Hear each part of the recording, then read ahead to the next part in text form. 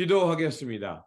좋으신 아버지 하나님, 오늘도 저희들에게 이 아침의 시간을 허락하여 주시고 또 깨어서 주님의 말씀으로 나아가게 하시니 감사를 드립니다. 오늘도 우리에게 주신 말씀 붙들고 주님께서 원하시는 부활과 생명 공동체로 살아가는 저희들 되게 하여 주옵소서. 무엇보다도 예수 그리스도의 귀한 이름 주셨사오니 그 예수 그리스도를 향한 믿음을 붙들고 오늘도 이 땅에서 어두움을 물리치고 불의에 저항하면서 하나님께서 기뻐하는 삶을 살아내는 그 믿음의 사람들, 예수 그리스도의 제자들 되게 하여 주옵소서. 우리 구주 예수 그리스도 이름으로 기도드립니다. 네. 오늘 우리에게 주신 말씀은 사도행전 4장 1절에서 12절입니다. 베드로와 요한이 아직도 사람들에게 말하고 있는데 제사장들과 성전 경비대장과 사두개파 사람들이 몰려왔다. 그들은 사도들이 백성을 가르치는 것과 예수의 부활을 내세워서 죽은 사람들의 부활을 선전하고 있는 것에 격분해서 사도들을 붙잡았으나 날이 이미 저물었으므로 다음 날까지 가두어 두었다. 그런데 사도들의 말을 들은 사람들 가운데서 믿는 사람이 많으니 남자 어른의 수가 약 5천 명이나 되었다. 이튿날 유대의 지도자들과 장로들과 율법 학자들이 예루살렘에 모였는데 대제사장 안나스를 비롯해서 가야바와 요한과 알렉산더와 그 밖에 대제사장들의 가문에 속한 사람들이 모두 참석하였다. 그들은 사도들을 가운데에 세워놓고 물었다. 그대들은 대체 무슨 권세로 누구의 이름으로 이런 일을 하였어? 그때 베드로가 성령이 충만하여 그들에게 말하였다. 백성의 지도자들과 장로 여러분, 우리가 오늘 신문 받는 것이 병자에게 행한 착한 일과 또 그가 누구의 힘으로 낫게 되느냐 하는 문제 때문이라면 여러분 모두와 모든 이스라엘 백성은 이것을 알아야 합니다.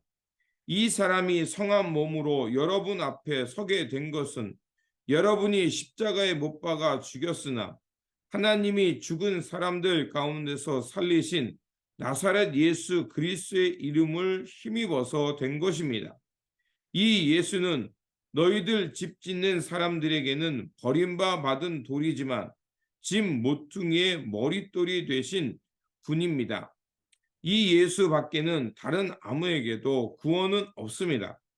사람들에게 주신 이름 가운데 우리가 의지하여 구원을 얻어야 할 이름은 하늘 아래에 이 이름밖에 다른 이름이 없습니다. 네. 오늘 본문 말씀은 안진뱅이를 치유한 사건을 통해서 사도들이 박해를 받는 말씀입니다. 안진뱅이를 치유한 이후 이제 베드로와 요한은 성전에서 예수의 그리스도 되심과 그 죽은 자 가운데 예수께서 부활하셨다라는 것을 전파했습니다. 그러다 이 소식을 듣고 제사장들과 그리고 사두개인들이 와서 그 사도들을 옥에 가두게 됩니다.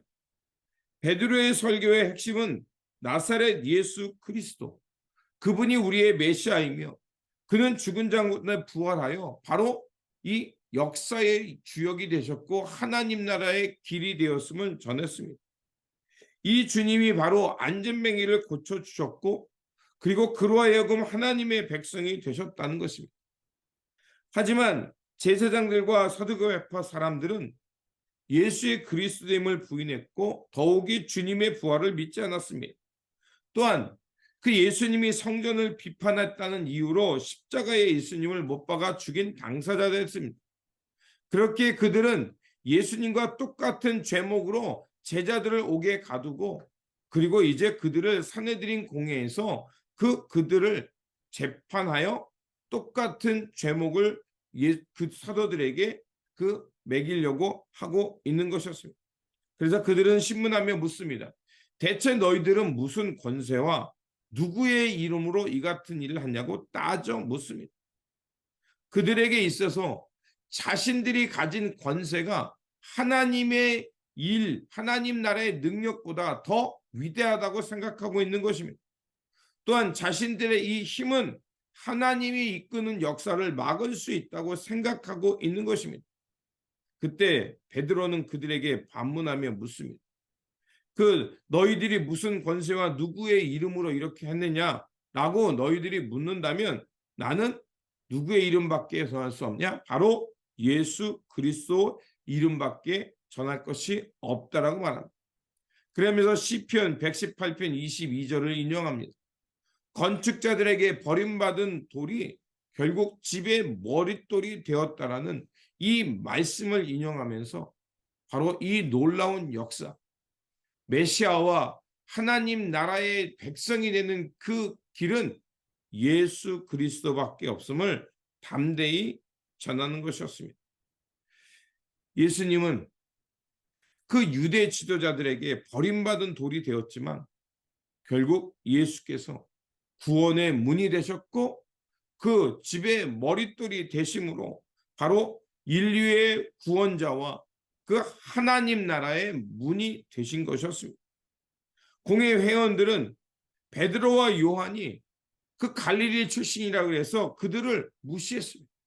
자기들과 같은 학식이 없는 사람이라고 그들을 무시했지만 그들이 내놓는 논리에 당황하면서 그들 스스로의 딜레마에 빠진 것입니다. 왜 그렇게 했습니까? 그들은 자신의 권세로 이 하나님의 일이 아니라고 부정했지만 그러나 하나님의 역사와 하나님의 능력의 역사는 계속해서 일어나고 있었던 겁니다.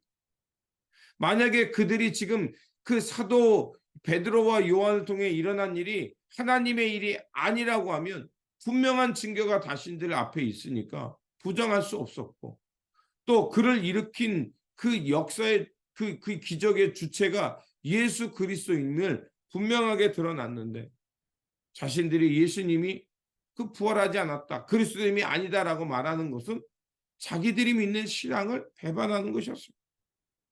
그래서 그들이 할 수 있는 일이 무엇이었습니까? 베드로와 요한을 협박하며 다시는 예수 그리스도의 이름으로 복음을 증거하지 말라는 것이 그들이 할 수 있는 일이었습니다. 그러나 사도 베드로와 요한은 공회에서 풀려난 후 그들에게 말합니다. 우리가 누구의 말을 들으며 살아야 되느냐? 그게 19절에서 21절에 나옵니다. 그때 베드로와 요한이 대답합니다. 하나님의 말씀을 듣는 것보다 당신의 말을 듣는 것이 하나님은 보시기에 옳은 일이니까 판단해 보십시오. 우리는 보고 들은 것을 말하지 않을 수 없습니다. 백성이 모두 그 일어난 일로 하나님께 영광을 돌리고 있으므로 그들은 사도들을 처벌할 방도가 없어서 다시 위협만 하고 놓아 주었다. 바로 하나님의 역사를 세상이 막을 수 없음을 말하고 있습니다.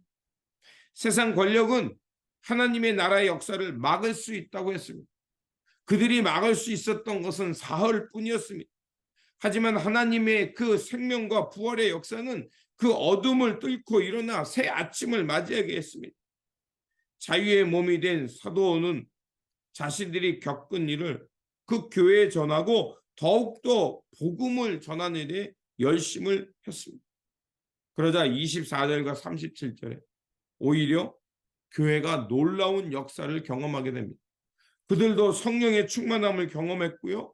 그리고 그 초대교회 기도가 나오는데 하나님의 그들의 기도는 무엇이냐? 하나님이 세상의 권력에 의해서 그들이 예수의 그리스도됨을 부정했지만 결국 예수가 그리스도 되심을 온 천하에 드러냈고 그 세상 권력이 얼마나 어리석은 길로 가고 있는가를 만천하에 드러냈다라고 얘기합니다.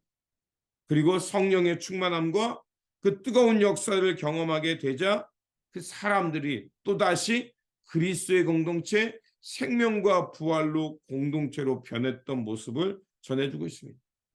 복음을 통하여 예수가 그리스도됨을 믿게 되자 그들은 주님의 그 거룩한 영을 받았을 뿐만 아니라 예수 그리스도 앞에서 죽고 예수 그리스도의 이름으로 부활하여서 부활과 생명의 공동체로 살아갑니다. 그 모습을 다시 한번 전해주죠. 진리 안에 일치를 이루며 한마음 한뜻이 되어서 자기의 것을 자기의 것이라 하지 않고 모든 것을 통용하면서 그 필요에 따라 나눠주는 생명과 돌봄, 평화의 공동체를 이루어 갔던 것입니다. 복음을 통해 드러난 하나님 나라, 그리고 주님에 대한 믿음이 그들 가운데 일어나자 이렇게 새 생명의 공동체, 새 생명이 일어나는 부활의 공동체로 살게 된 것입니다. 그러므로 복음을 통해서 다시 한번 예수가 그리스도 되심을 깊이 깨달으시기 바랍니다. 그리고 예수 그리스도께서 주시는 성령을 통해서 부활의 주님을 만남으로 그 주님이 주시는 그 능력 안에서 새하늘과 새 땅을 살아가는 부활 공동체, 하나님 나라에 모형되어 살아가는 저와 여러분들이 되시기를 주님의 이름으로 축원드립니다. 기도하겠습니다. 생명과 구원의 하나님, 예수 그리스도 외에는 다른 어떤 이름으로도 하나님에 의해 이룰 수 없음을 알게 하여 주셨습니다. 하지만 세상은 그것을 감추려고 했고 힘과 폭력으로 하나님의 나라를 막으려고 했습니다. 하지만 성령님은 그 어둠의 역사를 뚫고 일어나 하나님 나라의 진리와 그 생명의 문이 누구로부터 나오는가를 알게 하셨습니다. 그러하오니 오늘도 우리에게 주신 말씀과 성령을 통하여 진리 안에 깨어 살면서 하나님 나라의 길을 바르게 걷게 하여 주옵소서. 그래서 하나님의 백성답게 예수 그리스도의 사람으로 불의와 폭력에 저항하며 이 땅에 하나님 나라의 생명과 평화의 공동체를 이루며 부활의 삶을 살아내는 우리 모두가 되게 하여 주옵소서. 그래서 바로 하나님 나라의 이정표되어 살아가는 삶의 자리와 주님의 영광을 드러내는 그 믿음의 사람들 되게 하여 주옵소서. 우리 구주 예수 그리스도 이름으로 기도드립니다. 아멘.